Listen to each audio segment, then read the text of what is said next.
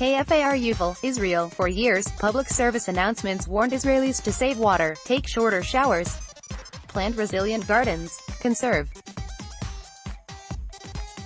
Then Israel invested heavily in desalination technology and professed to have solved the problem by tapping into the abundant waters of the Mediterranean Sea. The once ubiquitous conservation warnings vanished. Now, a 5-year drought is challenging that strategy, as farmers struggle and the country's most important bodies of water shrink. Israeli farmer Ofer Moskovitz can typically grow more than one crop each year, but for the first time he has chosen not to plant his wheat crops, and is only growing avocados.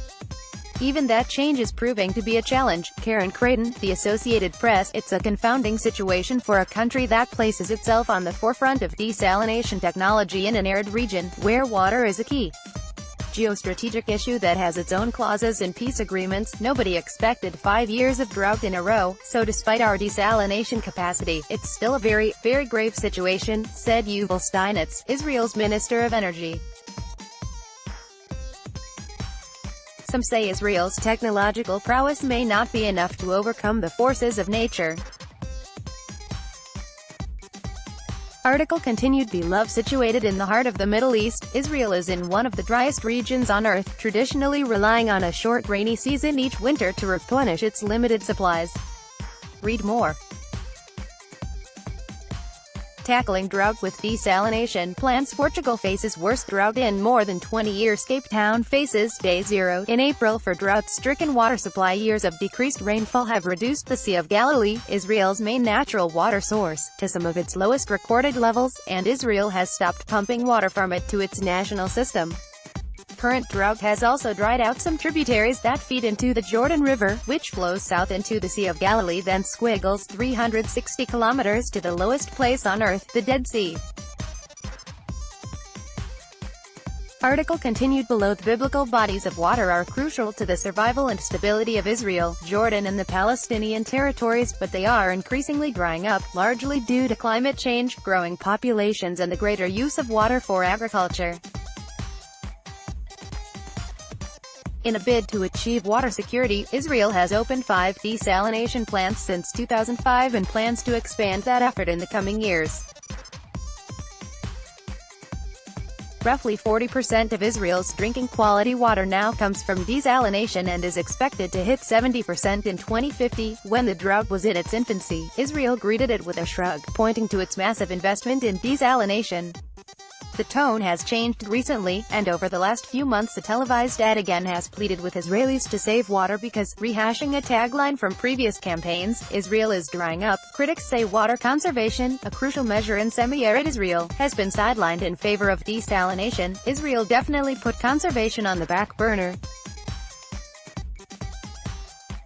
As soon as desalination plants were up and running, there was this false sense of security, and water consumption rose, said Sarat Kaspioran, director of the water department at the Israel Union for Environmental Defense, an advocacy group. Desalination doesn't make up for everything, and when groundwater is suffering from drought and the Sea of Galilee is suffering from drought, you need to conserve, said Kaspioran.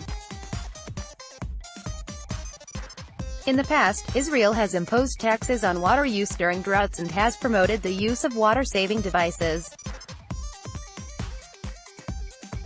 But there are no plans so far to pursue the measures this time around. Desalinated water reaches Israeli households in the country's most populated region along the coast as well as some inland residents. But in northern Israel, residents still rely on rapidly shrinking natural sources. So far, their intake has not been limited. Once bubbling brooks in Israel's north have been reduced to a trickle.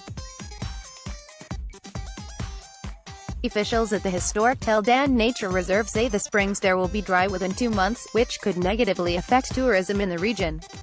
Among the first to feel the drought sting have been farmers in Israel's Galilee region. Israel has imposed a limit on the amount of water they can use, which has threatened an already tenuous livelihood and forced many to rethink their crops. Israeli farmer Ofer Moskovitz can typically grow more than one crop each year, but for the first time he has chosen not to plant his wheat crops, and is only growing avocados. Even that change is proving to be a challenge. If I don't water the avocado trees for one day, they start getting weak. If I don't water them for a year, 20 years would go down the drain, he said. The existing infrastructure makes it impossible to deliver desalinated water to farmers in the north, said Caspioran.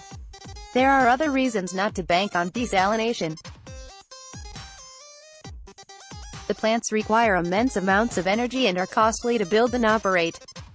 Relying so heavily on desalination also creates a potential security risk, as an attack on the plants could potentially knock out large portions of the country's water supply. Still, Israel is keeping the technology a priority.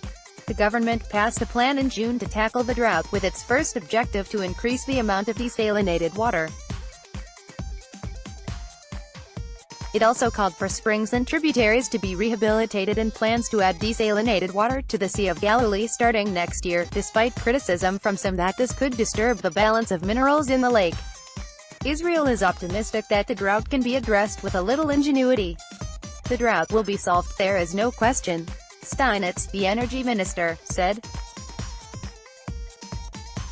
This area is not new for us. We simply resume our historic tradition to focus and find developing water solutions.